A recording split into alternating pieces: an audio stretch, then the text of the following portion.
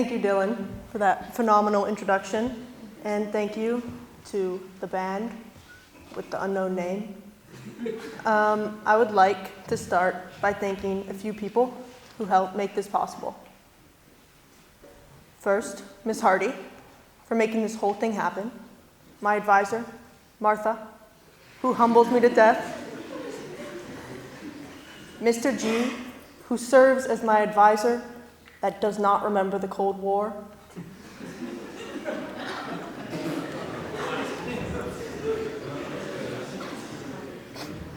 My parents, who I forgot to tell about this. And last but not least, my friends. You know who you are. My name is Ella Needler, and I'm not going to say, for those of you who do not know me, because obviously everyone knows me, and if for some sad reason you do not know me, I feel bad for you. A question that we all hear pretty often is, where are you from?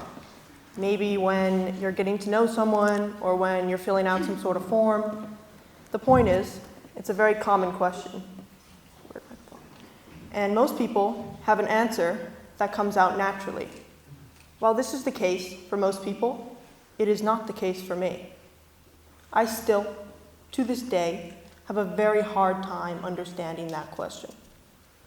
The reason for this has everything to do with my nomadic background. I am not a normal American. I do not have a normal life, but I am a very unique person with a very unique perspective. And I could not imagine any mundane answer I spew out in response to that question being even remotely close to the truth. Let me show you what I mean. I have lived in DC, Indonesia, Thailand, the Philippines, Kenya, and my parents are currently posted in Kigali, Rwanda. When I say posted, I am referring to their assignments as U.S. Foreign Service officers. If you do not know what that means, here is what it says on the internet. Foreign service work includes collaborating with foreign governments, representatives, development agencies, and non-governmental partners to deliver U.S. foreign assistance, developing, managing, and evaluating country and regional programs, ensuring that programs meet the needs of partners cost-effectively.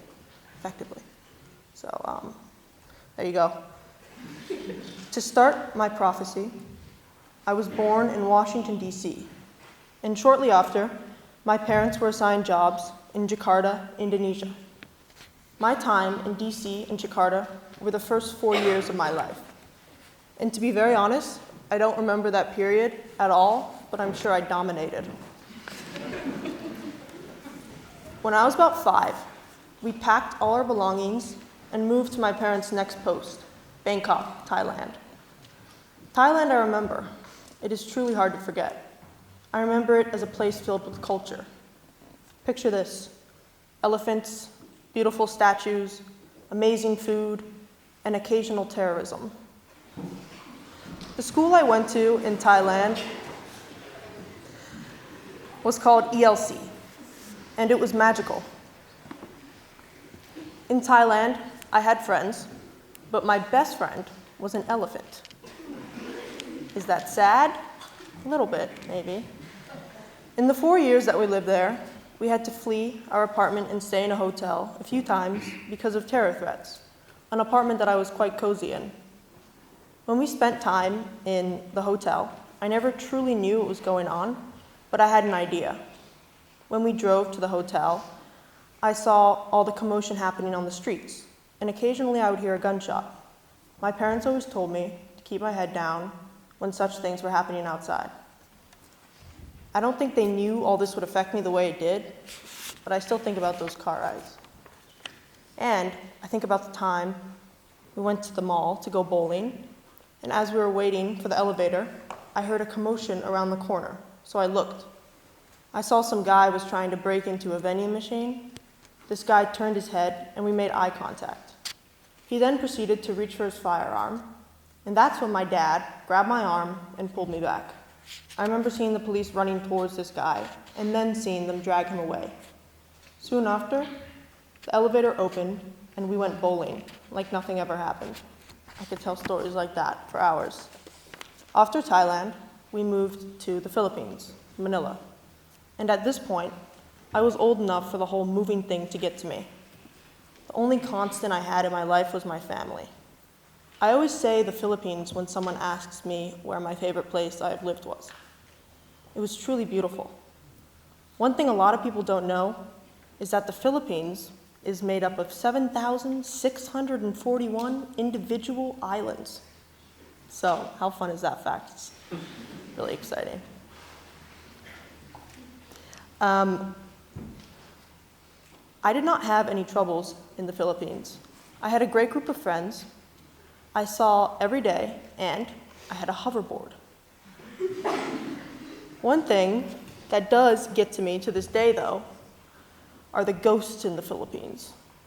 Now, I do not know if ghosts are real or not, but they most certainly were real to the people of the Philippines, because there were times when I had conversations with Filipinos at like 10 years old, and they would say things like this: "Hey, did you ever talk to the two little girls that are dead and live in your bathroom and watch you sleep?"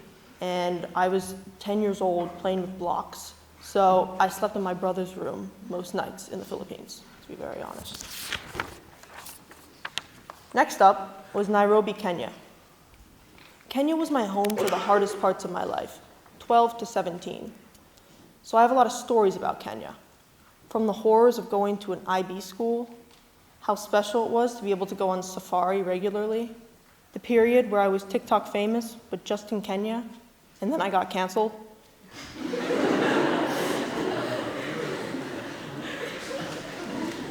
How awful it was when COVID reached Kenya, and so much more. Now, when you all hear about my lifestyle, you might think it's cool. Or maybe you're still thinking about how the Philippines has 7,641 individual islands. But either way, I did not feel like it was cool. I always had a very negative attitude about my lifestyle. I hated moving and leaving the people I formed bonds with and having to start over. And in turn, all I did was focus on all the trauma and issues I had. And for most of my life, that was what I focused on. All it took was me coming to Millbrook, meeting some of you mortals who have lived in the same place your whole lives. That really made me appreciate my story. But it was also about taking a step back and looking at my life. I may not have a place that I can truly call home, and I may never be able to answer the question, "Where are you from?" But I've always had a bed to sleep in.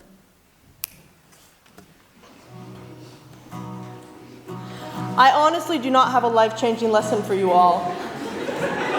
All I know is that I have a story that I wanted to share with you all. So here we are, all of you are here, we're all here together, and I'm not really sure that any of you are interested in anything I'm saying, but you're all forced to listen to me. So I think it goes without saying, God bless America, folks.